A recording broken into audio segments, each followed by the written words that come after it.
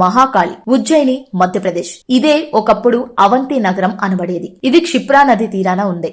మహాకవి కాళిదాసుకు విద్యను ప్రసాదించిన అమ్మవారు మహాకాళియే.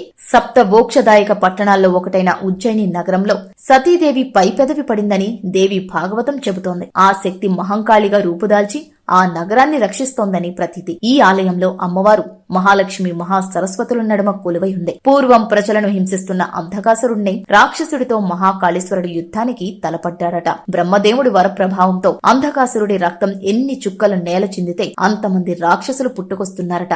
అప్పుడు ఆదిపరాశక్తి కాళికాదేవి అవతారం దాల్చి యుద్ధభూమిలో నిలిచి తన పొడవైన నాలుక చాచి అంధకాసురుడి రక్తం ఒక్క బొట్టు కూడా నేల చెందకుండా తాగేసిందని స్థల పురాణం. స్థానికులు ఈ దేవిని గ్రహకాళికగా కొలుస్తారు. కాళిదాసు నాలుకపై బీజాక్షరాలు రాసి మహాకవిని చేసింది ఈ తల్లేనని భక్తుల ప్రగాఢ విశ్వాసం. ఉజ్జయిని మహానగరం ద్వాదశ జ్యోతిర్లింగ క్షేత్రం కూడా.